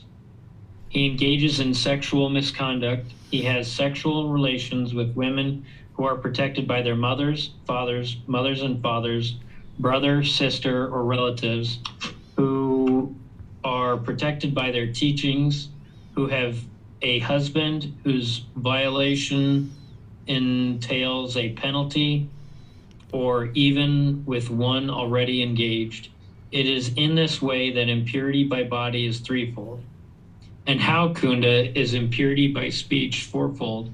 1, here someone speaks falsehood. If he is summoned to a council, to an assembly, to his relatives' presence, to his club, or to the court, and questioned as a witness thus, so, good man, tell what you know. Then not knowing, he says, I know, or knowing, he says, I do not know. Not seeing, he says, I see, or seeing, he says, I do not see. Thus, he knowingly speaks falsehood for his own benefit, or for another's benefit, or for some insignificant worldly benefit. 2, he speaks argumentatively. Having heard something here, he repeats it elsewhere in order to divide those people from these. Or having heard something elsewhere, he repeats it to these people in order to divide them from those. Thus, he is one who divides those who are united, a creator of divisions, one who enjoys separation, rejoices in separation, finds pleasure in separation, a speaker of words that create separation. 3, he speaks harshly. He speaks such words as are rough, hard, hurtful to others, offensive to others, bordering on anger, unconducive to concentration. 4, he indulges in idle chatter. He speaks at an improper time, speaks falsely, speaks what is unbeneficial, speaks opposite to the teachings and the discipline. At an improper time, he speaks such words as are unwise, unreasonable, rambling, and unbeneficial. It is in this way that impurity by speech is fourfold. And how, Kunda, is impurity by mind threefold? 1, here someone is full of longing, craving. He longs, craves for the wealth and property of others thus, oh, may what belongs to another be mine.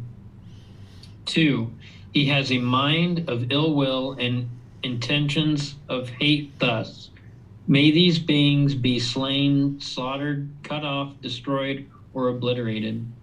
3, he holds wrong view, ignorance, unknowing of true reality, and has an incorrect perspective thus. There is nothing given, nothing sacrificed, nothing offered. There is no fruit or result of wholesome and unwholesome actions. There is no this world, no other world. There is no mother, no father. There are no beings spontaneously reborn. There are in the world no ascetics and Brahmins of right conduct and right practice who, having realized this world and other world for themselves by direct knowledge, experience, make them known to others. It is in this way that impurity by mind is threefold. These, Kunda, are the 10 courses of unwholesome karma. It is because people engage in these 10 courses of unwholesome karma that hell, the animal realm, and the realm of afflicted spirits and other bad destinations are seen. All right. Thank you, Max. So here the Buddha is taking what he teaches in the Eightfold Path as moral conduct, and he's really expanding on it and helping you see a lot more details of this natural law of karma and how there's certain things that we could do that produce unwholesome karma. And remember, this is just the results of our decisions, of cause and effect, in that when we make wise decisions, we experience wholesome results. When we make unwise decisions, we experience unwholesome results. So in the Eightfold Path, there's that section on wisdom, moral conduct, and mental discipline. So here, when he's talking about impurity by body, what he's essentially talking about is right action. If you look at right action in the Eightfold Path, there's 3 aspects to it. There's the part about killing, about stealing, and sexual misconduct. But there's other actions too, like what we were just talking about in our previous chapter about gambling. Gambling is a bodily action that causes harm. There's also substances that cause heedlessness. That's a bodily action that's going to lead to a certain type of harm. So while the Buddha teaches in certain teachings, you can understand his other teachings plug into those things. So with the Eightfold Path being the core central teaching, he's going to explain things to a certain level of detail, but then there's other details that he shares in other parts of his teachings that plug into it. So he's layering the teachings to help you address some of the more major things at certain times in your practice. And then when you get deeper and deeper and deeper into his teachings, you can get that granular level that's helping you to understand. So here he's taking you into a deeper level of detail and showing you these unwholesome things that are occurring based on bodily conduct. And then he's talking about speech or communication, and he's explaining that in a lot more detail above and beyond what he's explained in some of his other teachings. And then he explains the mind. So the mind here is He's talking about craving, anger, and ignorance, these three poisons or these three unwholesome roots or these three fires. And he's explaining to you in detail under this one about ignorance, since we're talking about Kama here, he's talking essentially about someone who doesn't understand the natural law of Kama. If somebody doesn't understand the natural law of Kama, there's no way for them to be able to make wise decisions to get to improve results in their life. So he's explaining that in a lot of detail here. And eventually he starts to explain how that it's because of these 10 courses of unwholesome Kama that people are reborn into the lower realms. He never used rebirth as a carrot to try to help you get to enlightenment or to try to encourage you to get to a heavenly rebirth, for example, because the goal is to extinguish all your unwise decisions and your unwholesome Kama so that you can get to enlightenment in this life, not to experience rebirth. And he never used guilt, shame, or fear in the lower realms to try to fear you into learning his teachings, but he's just explaining the natural laws to help you see that when you conduct yourself in this way, you're going to produce unwholesome Kama, and that's why beings are reborn in hell, the animal realm, and afflicted spirits. And in those realms, which we've all been in before, but we made our way out of those realms into the human realm, once we're in those lower realms, you can't get to enlightenment from those lower realms. You would need to be reborn into a human or heavenly existence in order to get to enlightenment. And in those lower realms, it's like being trapped in a prison. For example, like the animal realm, that you have to kill in some animal existences in order to eat and sustain your life. So you're really stuck because you're constantly killing, you're stealing, you're having sexual misconduct in the animal realm. You're just constantly doing that over and over and over again. So it's very challenging to get to an improved rebirth once a being is in the animal realm. But we've all been there, and we've now experienced the results of improved decision making that we eventually made it to the human realm. And now once we're here, we should take advantage of this opportunity to learn and practice in order to get to enlightenment and not do things that would lead us back to the lower realms, because once we're there, it's like being stuck again. It's going to take countless rebirths to ever get back to a human existence or a heavenly existence again. What questions do you guys have on this? Looks like Max has his hand up. If you'd like to go ahead, Max. I just had a question. Who is Kunda? This is a household practitioner, if I remember correctly, that is studying with the Buddha. So he's one of his students that is learning with the Buddha. Okay. I was just curious. Thank you, sir. Yeah, you're welcome. So we must not have any questions in Facebook or YouTube. So moving on to this next chapter, we don't necessarily need to read this. This is chapter 48. It's exactly the opposite of the chapter we just read. Where the chapter we just read talks about unwholesome Kama, this one talks about wholesome Kama and how to practice body, speech, and mind in a way that leads to wholesome results. And the Buddha talks about not killing, not stealing, not having sexual misconduct. He talks about not having false speech and lying. He talks about not having argumentative speech. He talks about eliminating harsh speech and idle chatter.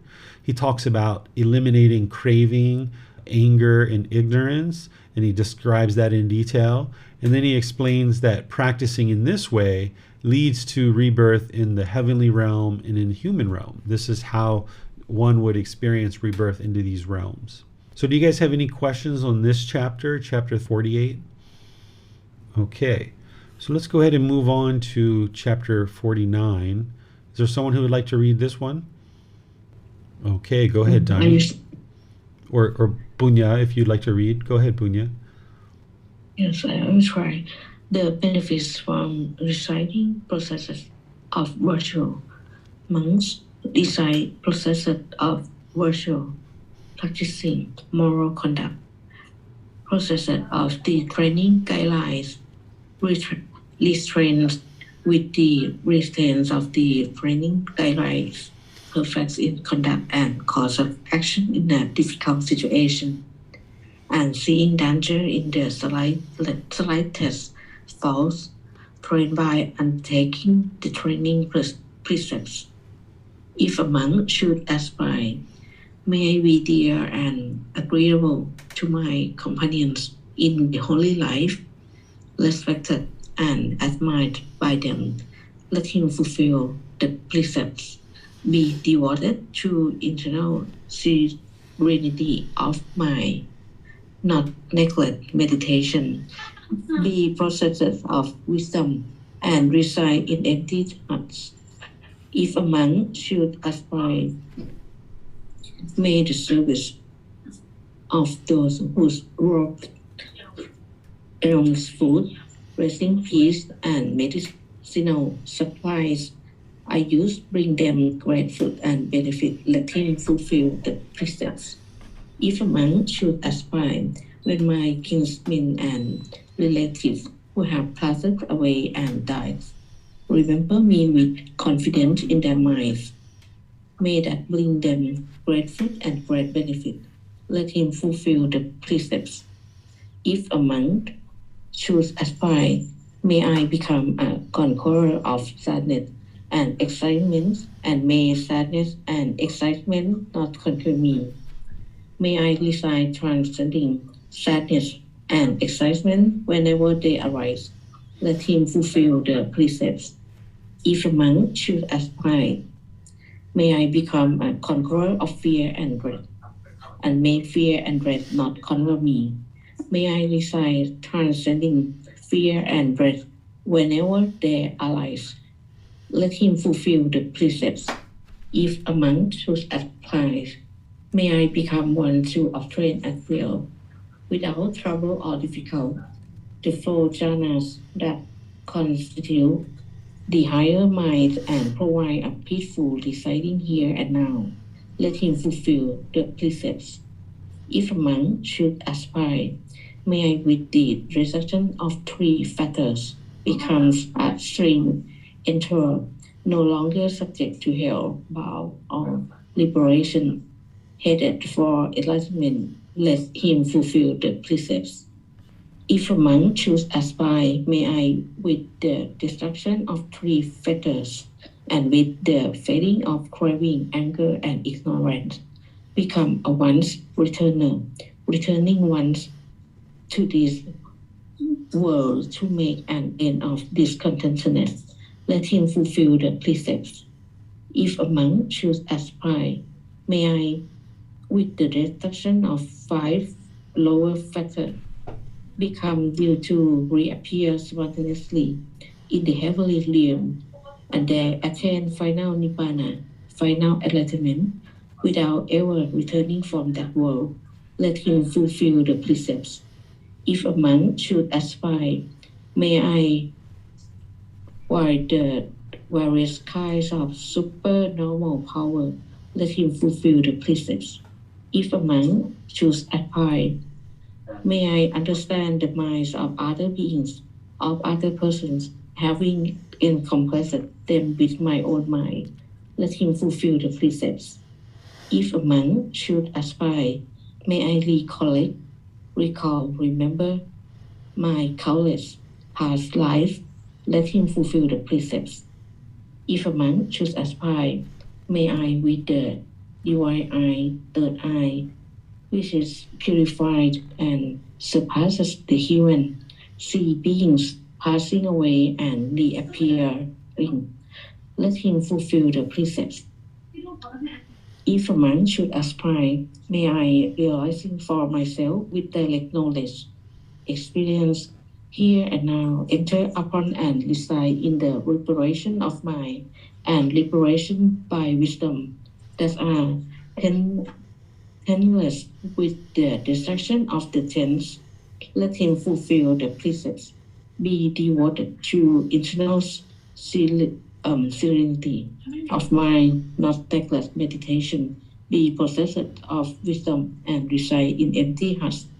So is what with reference to this that it was said, monks reside possessors of virtue, practice moral conduct, possessors of the training guidelines, restrain with the reset of the training guideline, perfect in conduct and cause of action in a difficult situation, and seeing danger in the slightest faults, trained by undertaking the training precepts.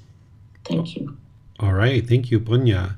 So here, this particular teaching is connecting the precepts to the results. That yes, you're not causing harm to others through practicing the precepts, so therefore harm is not coming to you.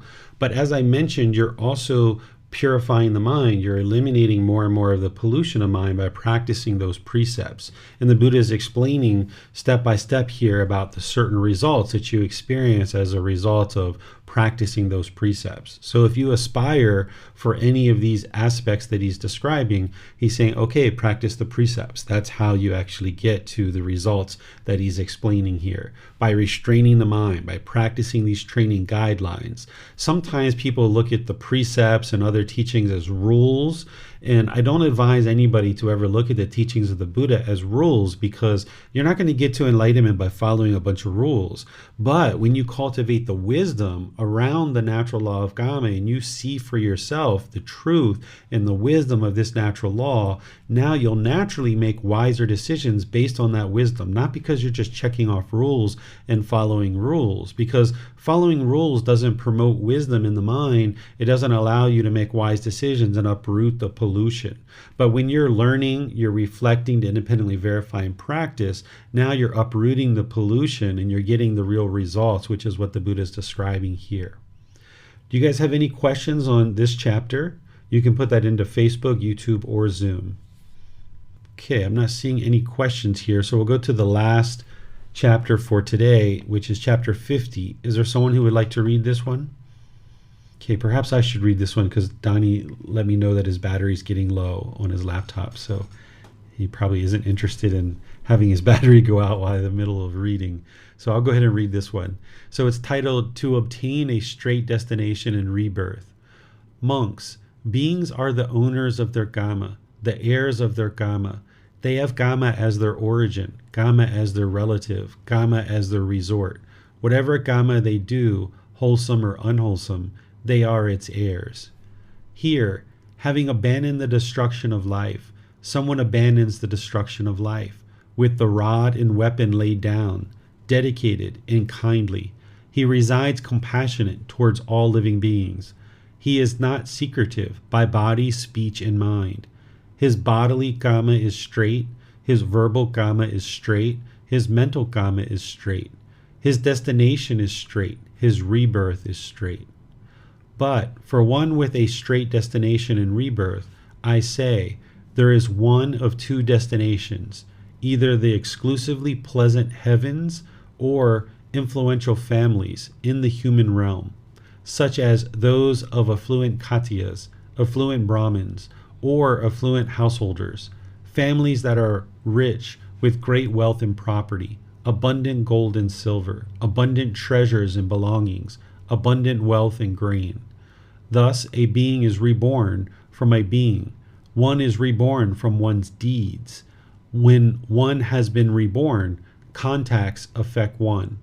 It is in this way, I say, that beings are the heirs of their Gama. The Tathagata spoke of abandoning of taking what is not given and abandoning sexual misconduct with discourses similar to that of abandoning taking of life.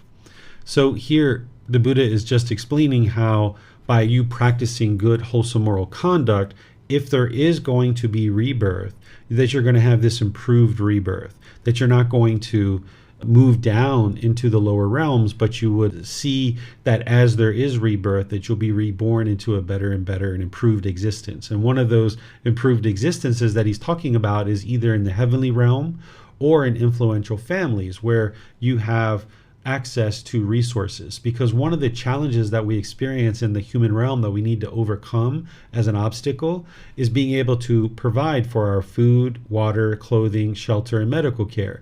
This is oftentimes an obstacle for many humans, that we have difficulties acquiring those things. So if one is practicing good, wholesome moral conduct in this life, and they need to experience rebirth, then this rebirth can occur into a wealthy family where you have less difficulties to acquire the basic necessities that you need. Thus, it frees you up to then be able to learn and practice to train the mind and get to enlightenment. And of course, sometimes rich and wealth can be an obstacle as well. So when you look at people that are reborn into wealthy families, this is the reason why. Because of conduct that they had in their previous lives. But also, people who are reborn into rich and wealthy families, they have obstacles to overcome as well. And oftentimes they can potentially struggle, just like beings that are not in rich and wealthy families can struggle as well. But this would be an improvement upon a rebirth where someone is having a lot of difficulty acquiring the basic necessities of life. That by being reborn into a wealthy family, you no longer have that obstacle to overcome, and now you can potentially dedicate time, effort, energy, and resources towards learning and practicing the teachings to get to enlightenment and end the whole cycle of rebirth. Are there any questions on this particular chapter? Okay, I'm not seeing any questions in YouTube, and I don't see any in Facebook or Zoom either. So you guys must be understanding this to a certain degree. And I'll just kind of close up our class today with thanking all of you for coming to class and dedicating your time, effort, and energy towards learning and practicing the teachings, because as you learn and practice, it's helping you, it's helping those close to you, and it's helping all of humanity as you improve the condition of your mind. By gaining this wisdom in class, you can now reflect on that to independently verify it and then practice. And through your practice, you're going to experience improved results in your life by making wiser and wiser decisions. Tomorrow in our group learning program, we're in chapter 8 of this book, Developing a Life Practice, The Path That Leads to Enlightenment.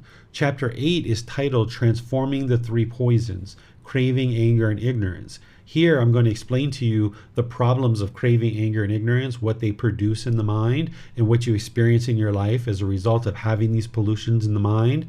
And then I'm going to provide you the solutions of how to uproot them and eliminate them from the mind. And that's where you experience enlightenment and liberation, is by eliminating craving, anger, and ignorance. Then on Wednesday, we're going to be doing breathing mindfulness meditation, and I'll be coming together with you guys to encourage, support, and motivate you. All of us coming together as a community, you can meditate together, and you can ask any and all questions that you like. It's an open session of any and all questions, any miscellaneous or random questions that you might have. You're welcome to ask those during the time of our Wednesday class. So thank you all, those of you guys that read, thank you for your questions. Thank you for those who are just attending this either live or on the replay. We'll see you guys in one of these future classes. Have a very lovely and wonderful rest of your day. Sawadee ka. Thank you for listening to this podcast. To provide support for this podcast, visit patreon.com/support Buddha. To access more teachings, visit buddhadailywisdom.com. There, you will discover a full range of courses, retreats, and online resources to assist you on the path to enlightenment. Remember to establish a daily, consistent meditation practice, along with learning and practicing these teachings. A well-developed meditation practice is the foundation in which to train the mind to attain enlightenment.